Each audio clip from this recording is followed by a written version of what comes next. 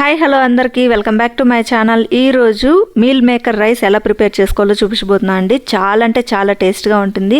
ఈ రైస్ని మనము పిల్లల లంచ్ బాక్స్లకు కూడా పెట్టి పంపించవచ్చు. పిల్లలు కూడా హ్యాపీగా లంచ్ బాక్స్ని ఖాళీ చేసుకొని వస్తారనమాట. అంత టేస్ట్గా ఉంటుంది.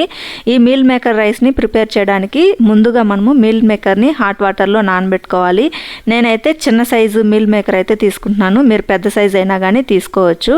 ఇలాగా మీల్ మేకర్ని ఒక 10 నిమిషాలు హాట్ వాటర్లో నానబెట్టేసి పక్కన పెట్టేసుకున్న తర్వాత ఈ మీల్ మేకర్ని వాటర్ లేకుండా ఇలాగా పిండేసుకోవాలి. సో చూసారు కదా, ఈ విధంగా మనం ఈ మీల్ మేకర్లోని వాటర్ అంతా పిండేసి ఒక బౌల్లోకి తీసేసుకొని అందులోకి కొద్దిగా ధనియాల పొడి, కొద్దిగా గరం మసాలా, కొద్దిగా కారం, పసుపు వేసుకొని బాగా కలిపి మ్యారినేట్ చేసి పక్కన పెట్టుకోవాలన్నమాట.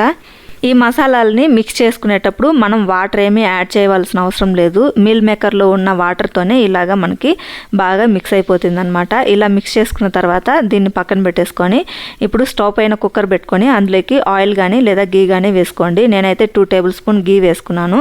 గీ బాగా హీట్ అయిన తర్వాత బిర్యానీ చెక్క, లవంగాలు, యాలకులు, బిర్యానీ ఆకు, జీడిపప్పు వేసుకొని ఇలాగా బాగా రోస్ట్ చేసుకోవాలి. ఇలాగ రోస్ట్ అయిన తర్వాత కట్ చేసి పెట్టుకున్న ఆనియన్ ముక్కలను కూడా వేసుకొని ఆనియన్ ముక్కలు కూడా ఇలాగా బాగా వేయించుకోవాలి. ఆనియన్ ముక్కలు వేగిన తర్వాత ఇందులోకి పచ్చిమిర్చి వేసుకొని పచ్చిమిర్చి కూడా లైట్గా వేగిన తర్వాత కట్ చేసి పెట్టుకున్న టొమాటో ముక్కలు వేసుకొని రుచికి తగ్గట్టు ఉప్పు వేసుకొని ఇలాగా బాగా వేయించుకోవాలి. టొమాటో ముక్కలు బాగా మగ్గిపోయిన తర్వాత ఇందులోకి మనం మిక్స్ చేసి పెట్టుకున్న మీల్ మేకర్ మిశ్రమాన్ని ఇందులోకి వేసేసుకొని పచ్చివాసన పోయేంత వరకు బాగా వేయించుకోవాలి. సో చూసారు కదా, ఈ విధంగా పచ్చివాసన పోయేంత వరకు బాగా వేయించుకున్న తర్వాత ఇందులోకి కొద్దిగా పుదీనా, కొత్తిమీర కూడా వేసుకొని అది కూడా బాగా వేగేంత వరకు వేయించుకున్న తర్వాత మనం నానబెట్టుకున్న రైస్ని ఇందులోకి వేసేసుకోవాలి. నేనైతే 2 కప్పుల రైస్ని తీసుకున్నాను అనమాట. 2 కప్పుల రైస్ని ఇందులోకి వేసేసి ఇలాగా బాగా కలిసే విధంగా కలుపుకున్న తర్వాత 2 కప్పులకి 4 కప్పుల వాటర్ని అయితే యాడ్ చేసుకుంటున్నాను.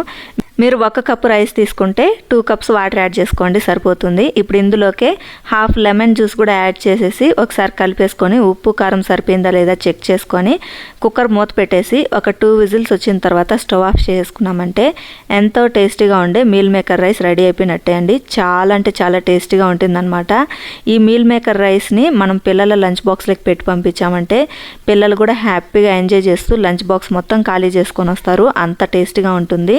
సో చూసారు కదా, ఇంకెందుకు ఆలస్యం, మీరు కూడా మీ ఇంట్లో ట్రై చేసి మీకు ఎలా వచ్చింది ఏంటనేది మీ ఫీడ్బ్యాక్ని కింద కామెంట్ సెక్షన్లో కామెంట్ ద్వారా తెలియచేయండి. అలాగే ఎవరైనా ఫస్ట్ టైం కనుక మన ఛానల్ని చూస్తున్నట్టయితే ప్లీజ్ సబ్స్క్రైబ్ చేసుకొని సపోర్ట్ చేయండి ఫ్రెండ్స్. ఈ వీడియో కనుక మీకు నచ్చినట్టయితే తప్పకుండా లైక్ చేసి మీ ఫ్రెండ్స్ అండ్ రిలేటివ్స్కి షేర్ చేయండి. Thanks for watching my video. Bye.